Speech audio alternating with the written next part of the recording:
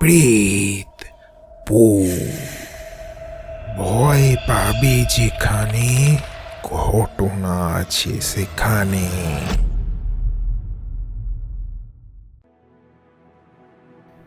Hello বন্ধুরা, আমি অরিজিৎ আবারও চলে এসেছি তোমাদের জন্য একটি নতুন ভৌতিক ঘটনা নিয়ে। প্রেতপুর চ্যানেলে তোমাদের সকলকেই স্বাগত। আশা করছি তোমরা সকলেই খুব ভালো আছো। আজ তোমাদের জন্য নিয়ে এসেছি হুগলির দুটি সত্যি ভৌতিক ঘটনা। ঘটনা দুটি আশা করছি তোমাদের খুব ভালো লাগবে, কিন্তু ঘটনায় যাবার আগে তোমাদের কাছে একটি ছোট্ট অনুরোধ করছি।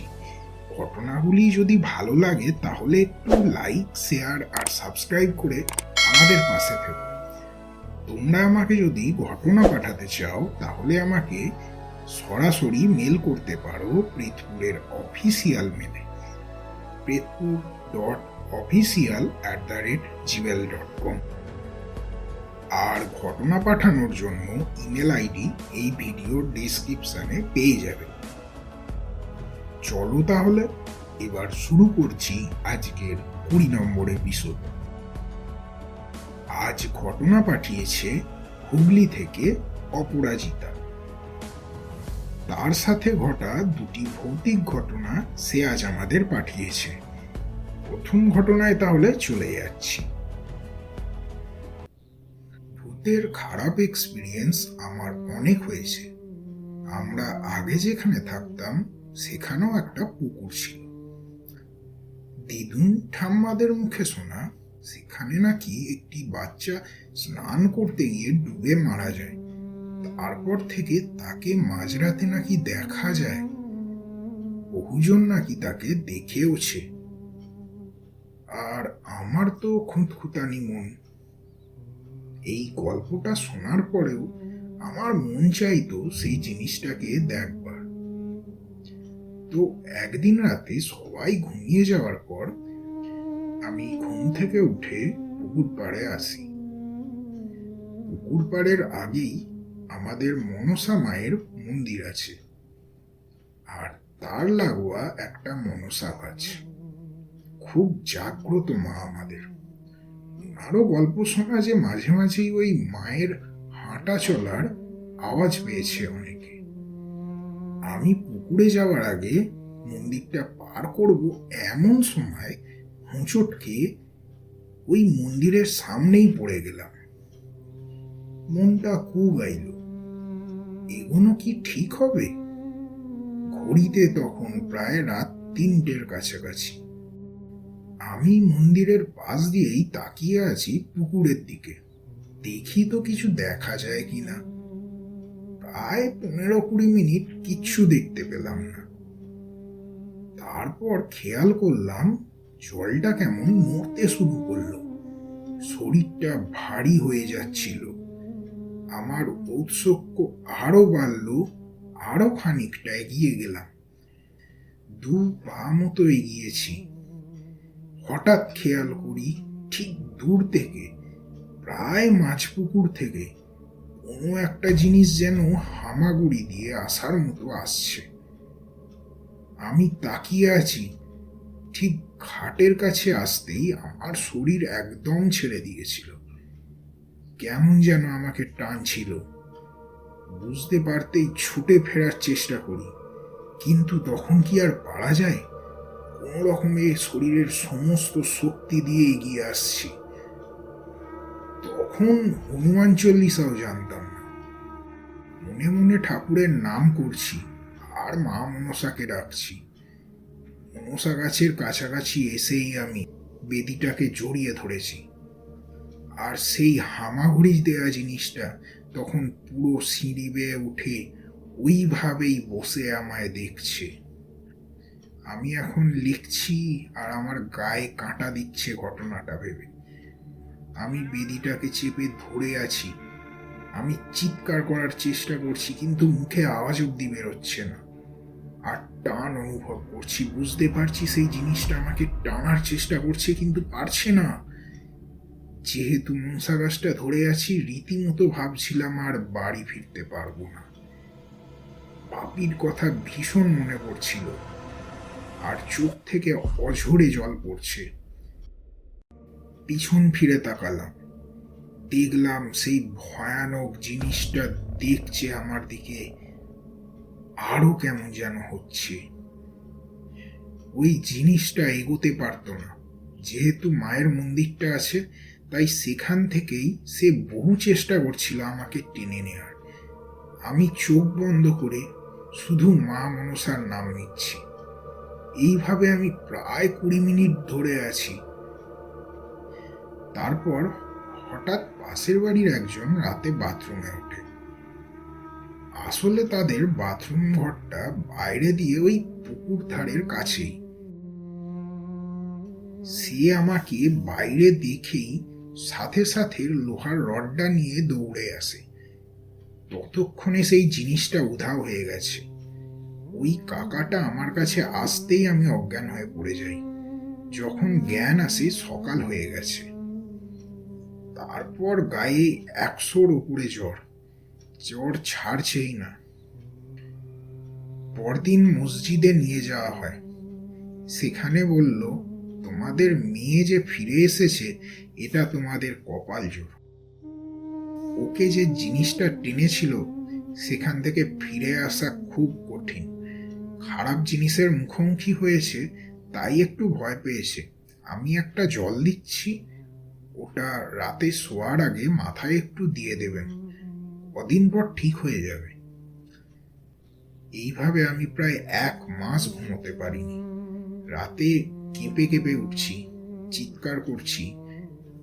তারপর আস্তে আস্তে ঠিক হয়ে যায়।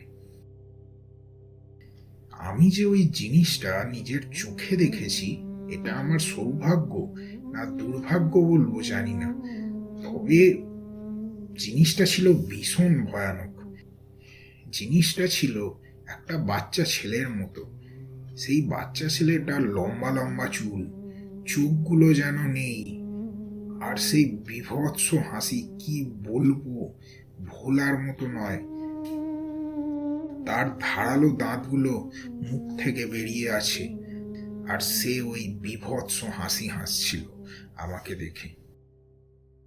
এই দৃশ্যটা আজও মনে পড়লে ভেতরটা কেঁপে ওঠে।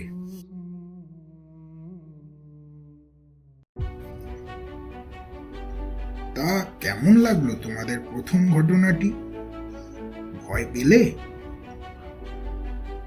তাহলে চলো আবার একটি ঘটনা শুনে নি। তাহলে চলো এবার দ্বিতীয় ঘটনায় ভয় পাওয়ার জন্য রেডি হয়ে যাও। সেদিন আমার বাড়ি ফিরতে অনেক দেরি হয়ে গেছিল। প্রায় তখন 12টা বেজে গেছে। আমি নিজেই পাকামো মেরে বাড়ি ফিরবো না ভেবে বাবাকে আসতে বারণ করে দিয়েছিলাম। তারপর কি মনে হলো জানি না, মনে হলো ফিরে যাই। সাথে কিছু চিকেনের খাবার ছিল। হঠাৎ একটা রাস্তায় আসার পর শরীরটা ভারী হয়ে যায়। একটা পা ফেলতেও ভীষণ অসুবিধা হচ্ছিল। শরীরটাও ঠান্ডা ঠান্ডা লাগছিল বেশ। রাস্তায় আর 2-1টা বাইক পাশ দিয়ে হু হু করে বেরিয়ে গেল। কি করব কিছুই বুঝতে পারছিলাম না। হঠাৎ মনে হলো পিছনে কে একটা দাঁড়িয়ে আছে। তাকালাম, না, কাউকে দেখতে পেলাম না। কি করব বুঝতে পারছিলাম না। হঠাৎ মনে হলো হনুমান চল্লিশা পড়ি। হনুমান চল্লিশা পড়া শুরু করার একটু পরেই একটা রিক্সাওয়ালা এলো। সে বলল, অমে এত রাতে একা একা কোথায় যাচ্ছ? আমি আমার বাড়ির ঠিকানা বলি তাকে, আর তার থেকে জানতে চাই যে তিনি আমাকে নামিয়ে দিতে পারবেন কিনা। তাকে বলি, যা ভাড়া লাগবে আপনাকে দেব। তারপর সে কিছু দূর যাওয়ার পর একটা মসজিদের সামনে আমাকে নামিয়ে দিয়ে বলেন, দাঁড়াও মেয়ে, আমি একটু ভেতর থেকে আসছি। আমি একটু ভয় পেয়ে গেছিলাম, তাই বললাম, আমিও যাব। ওনার পেছন পেছন তো গেলাম, কিন্তু ওনাকে হঠাৎই আর দেখতে পেলাম না। চোখের নিমেষেই কোথায় যেন উধাও হয়ে গেলেন। বাইরে তাকালাম, তাও কোনো রিক্সা নেই তো। সাহস হলো না আর মসজিদ থেকে বেরোনো। তো অত রাতে বাবাকেও আর ফোন করে টেনশন দিতে চাইনি, তাই সারা রাত মসজিদের ভেতরেই কাটালাম। সকাল হতেই কিছু লোক আসেন। তাদের সবটা বলাতে তারা বলেন, আল্লাহ তোমার কাছে কাউকে পাঠিয়েছিল, এত রাতে কোনোদিন ওইভাবে একা খাবার নিয়ে আসবে না। রাতে খোলা চুল রেখে ঘুরলে ওনারা আকৃষ্ট হন। এই ঘটনার পর অনেকদিন আমি ভালো করে ঘুমাতেই পারিনি। সত্যি সেদিন হয়তো হনুমানজি আর আল্লাহ দুজনেই আমার প্রাণ বাঁচিয়েছিলেন।